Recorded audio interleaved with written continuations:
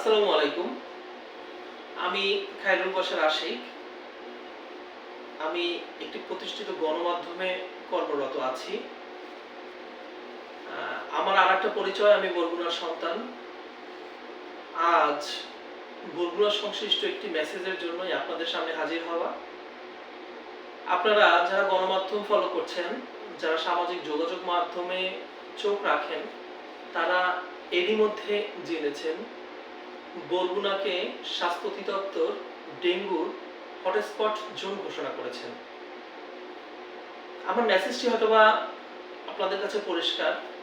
এরই মধ্যে আমার বরগুনাবাসী ডেঙ্গু নিয়ে মহা বিপদের সম্মুখীন হয়েছে।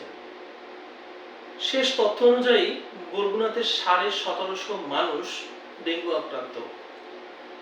এরই মধ্যে অন্তত 17 জন মানুষ নিহত হয়েছেন ডেঙ্গুর কারণে।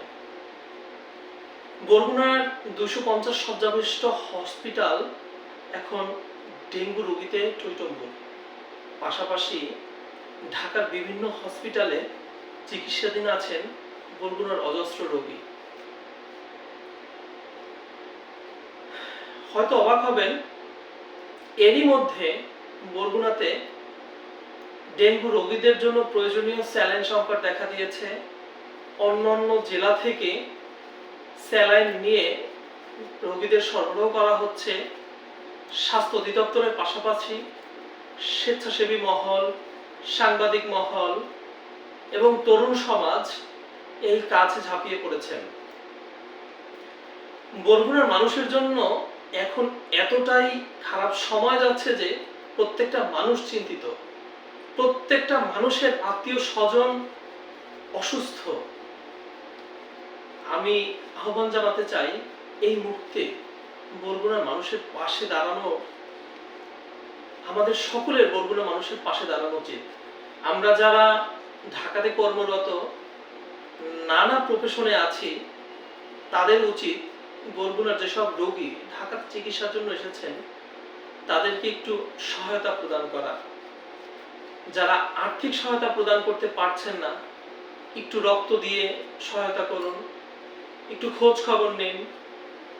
একবেলার খাবার যদি দেয়া সম্ভব হয় কোনো রোগীকে, দিন। এভাবে আমরা আর্থিকভাবে না পারলেও মানসিকভাবে অন্তত বরগুনার মানুষের সহায়তায় কাজ করতে পারি। পাশাপাশি যাদেরকে সৃষ্টিকর্তা ধনবান হিসেবে সৃষ্টি করেছেন, যারা সম্পদশালী, তারা বরগুনার মানুষের পাশে দাঁড়ান।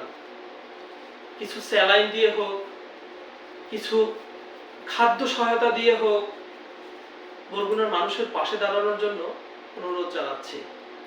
পাশাপাশি বরগুনা থেকে যারা ঢাকাতে চিকিৎসার জন্য আসছেন, সামাজিক যোগাযোগ মাধ্যম ব্যবহার করে হলেও মেসেজটা আমাদের কাছে একটু পৌঁছান যে কারা কোন হসপিটালের কোথায় আছেন। যতটুকু পারি আমরা যারা বরগুনার আছি, আমরা অন্তত খোঁজ নেওয়ার চেষ্টা করব। তো আমি বরগুনার মানুষ ছাড়াও যারা মানবিক হৃদয়ের মানুষ আছেন তাদেরকে আহ্বান জানাবো এই দুঃসময়ে বরগুনার মানুষের পাশে দাঁড়াতে। এছাড়া আমি অনুরোধ করতে চাই, যারা আপনার আশেপাশের পরিষ্কার পরিচ্ছন্নতার দিকটা একটু খেয়াল রাখুন। বরগুনায় যেসব জায়গায় ডেঙ্গুর প্রাদুর্ভাব, তার আশেপাশে জমে থাকা পানি, ফুলের টব পরিষ্কার, এই পরিষ্কার পরিচ্ছন্নতাগুলোর মাধ্যমে হলেও ডেঙ্গুর প্রকোপকে কমিয়ে আনার চেষ্টা করুন। সচেতনতা ছাড়া ডেঙ্গুকে নিয়ন্ত্রণের আর কোনো উপায় নেই। এডিস মশার বংশবৃদ্ধি রোধ করতে হলেও যার যার পজিশন থেকে এগিয়ে আসুন। সবাই ঐক্যবদ্ধ প্রচেষ্টা ডেঙ্গু নিয়ন্ত্রণে সহায়ক হবে বলে আমি মনে করি। ধন্যবাদ, কৃতজ্ঞতা জানাচ্ছি।